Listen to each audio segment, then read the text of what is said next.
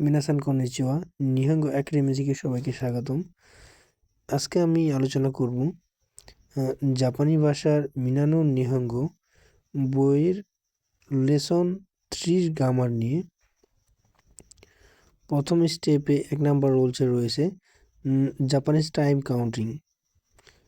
বাংলাদেশের মতো জাপানেও 12 ঘন্টা হিসেবে টাইম কাউন্টিং করে। আমি এই ভিডিওর মাধ্যমে খুব সংক্ষেপে এবং সহজভাবে টাইম কাউন্টিং করার কিছু প্রক্রিয়া বলে দিচ্ছি। যেমন ইমা এখন বোঝাই, জি এর আগের ভিডিওতে বলেছিলাম জি বর্ণ, এখানে জি মানে হচ্ছে টা, যেমন 10টা এরকম। আর ফোন মানে হচ্ছে ফোন বা বোন মানে হচ্ছে মিনিট, যেমন 5 মিনিট গো ফোন এরকম বোঝাই। যেমন এখানে 3টা উদাহরণ দিয়েছি। যেমন ইচি নি, নি মানে হচ্ছে 2, জি নির সাথে যদি আমি জি যুক্ত করি তাহলে নি জি মানে 2টা, নি জি 2টা। এর সাথে যদি আমি যেহেতু 5 আছে গো ফোন দেশ 2টা 5 মিনিট। তারপর যে রুলসটা রয়েছে ইয়ং, ইয়াংজি ইয়ং ফোন দেশ 4টা 4 মিনিট। শিচিজি হানদেশ। আবার এভাবে বলতে পারেন শিচিজি সানজো ফুনদেশ মানে 7টা 30 মিনিট। এভাবে আপনারা বলে বলে ট্রাই করবেন এবং প্র্যাকটিস করবেন। 2 নম্বর রুলসে রয়েছে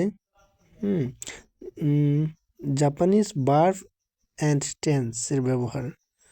যেমন জাপানিজ ভাষায় যেসব শব্দের শেষে মাস থাকে, মাস মূলত স্টিম হিসেবে ধরবেন, তাহলে আপনাদের বোঝার মানে অনেকটা সুবিধা হবে। যেমন প্রেজেন্ট, ফিউচার, অ্যাফার্মেটিভ, যেগুলি যে ভার্বের সাথে মাস থাকে সেগুলিকে প্রেজেন্ট, ফিউচার, অ্যাফার্মেটিভ হিসেবে ধরে বা চিহ্নিত করে। তো আমি কিছু এখানে 3টা ব্যাখ্যা দিয়েছি, দেখেন বা উদাহরণ দিয়েছি। তাবে মাস, নমি মাস, তাবে মাস মানে হচ্ছে খাওয়া, নমি মাস পান করা। আর পাস্ট অ্যাফার্মেটিভ তাবে মাসটা, নমি মাসটা। আর যদি আমি প্রেজেন্ট ফিউচার নেগেটিভ করি তাহলে হবে আপনার তাবে মাসেন নমি মাসেন, খুব সিম্পল। তারপর যেমন পাস্ট নেগেটিভ তাবে মাসেন দেশটা, নমি মাসেন দেশটা। এক্সাম্পল সেন্টেন্স হিসাবে আমি 2টা এখানে ব্যাখ্যা দিয়েছি। যেমন আমি খাবার খেয়েছিলাম, অতাশিওয়া গোহানো তাবে মাসটা, আমি খাবার খেয়েছিলাম। আর একটা ব্যাখ্যা রয়েছে, যেমন আমি চা পান করেছিলাম, আমি কিন্তু চা পান করেছিলাম, আপনার বুঝতে হবে। যেমন অতাশি ওয়া কোচা ও মিমাস্তা, অতাশি আমি, কোচা মানে হচ্ছে চা, ও হচ্ছে পার্টিকেল, নমিমাস্তা পান করেছিলাম, আমি চা পান করেছিলাম। 3 নম্বর রুলসে রয়েছে নি পার্টিকেল। এটা হচ্ছে একটা পার্টিকেল, নির্দিষ্ট বাতাস এর পরের সময় নি পার্টিকেল বসে। এটা একটু সহজ করে বুঝিয়ে বলি। যেমন গা দিয়ে কর্তা নির্দেশ করে, কে কাজ করছে বা কার মাধ্যমে কাজ করা হচ্ছে তাকে বোঝানোর জন্য গা পার্টিকেল ব্যবহার হয়। যেমন একটি উদাহরণ দিই, আমি আগামী সপ্তাহের রবিবারে যাব, মানে আমি কি করব, আমি আগামী সপ্তাহের রবিবারে যাব, তার মানে ফোকাস করছে রবিবার। যেমন আরেকটি উদাহরণ দিয়েছি, আমি এই মাসের 3 তারিখে যাব, ওতাশি ওয়া কোন গেছু নো মিক্কানি ইকিমাস, আমি এই মাসের 3 তারিখে যাব। মিক্কা মানে হচ্ছে 3, এর সাথে কিন্তু আমি নি পার্টিকেল ইউজ করছি। ঠিক আছে, তো আশা করি সবাই বুঝতে পারছেন। 4 নম্বরে যে রুলসটি রয়েছে কারা বা মাদে, কারা হচ্ছে থেকে আর মাদে হচ্ছে পর্যন্ত এটা বিশেষ করে শুধুমাত্র সময় এবং স্থানের ক্ষেত্রে ব্যবহার করা হয়। যেমন আমি 9টা থেকে 11টা পর্যন্ত ভাষা শিখি।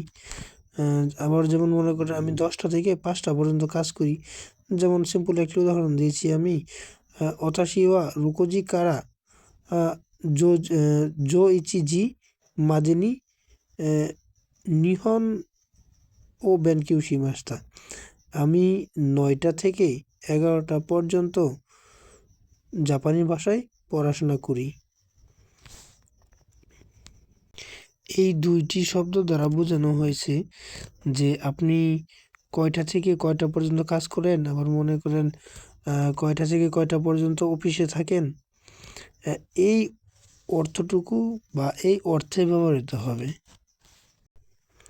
আমি একটি কথা প্রায় সময়ই বলি যে আপনি যদি বিল্ডিংয়ের ভিত্তিপ্রস্তর যদি ঠিক না করেন তাহলে কিন্তু বিল্ডিং মজবুত হবে না। আপনি যদি জাপানি ভাষায় টুকিটাকি জিনিসগুলি ছেড়ে দেন তাই কিন্তু আপনি জাপানি ভাষায় খুব দক্ষ হতে পারবেন না, কিছু দূর গিয়ে ছিটকে পড়বেন। তো আমার রিকোয়েস্ট হয়েছে যে লেসন 1 থেকে লেসন 25 পর্যন্ত যতগুলি লেসন রয়েছে সবগুলি খুব ভালো করে দেখবেন, লিখবেন, হ্যাঁ, প্রয়োজনে খাতায় নোট করবেন। 5 নম্বর রুলসে রয়েছে তো পার্টিকেল। এটা মূলত এবং বা সাথে অর্থে ব্যবহার হয়। যেমন আমি এবং কারিনা যাব, ওতাশি তো কারিনা সান ওয়া ইকিমাস। আমি ও কারিনা সান যাব বা আমি এবং কারিনা সান যাব। যেমন বিড়াল এবং কুকুর খেলছে, নেকোতো ইনো ওয়া আসুবিমাস। বিড়াল এবং কুকুর খেলছে। আরেকটি উদাহরণ দিয়েছি, আমি কারিনার সাথে যাব, ওতাশি ওয়া কারিনা সান তো ইকিমাস।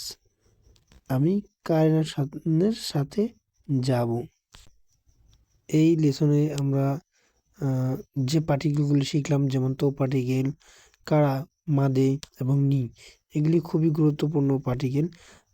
সামনে এগুলো আপনারা সবাই বুঝতে পারবেন যে এগুলি কতটুকু গুরুত্বপূর্ণ। তো সবাই ভালো করে পড়বেন, লিখবেন, নোট করবেন। সবাই ভালো থাকবেন। খোদা হাফেজ। মাথা নেই।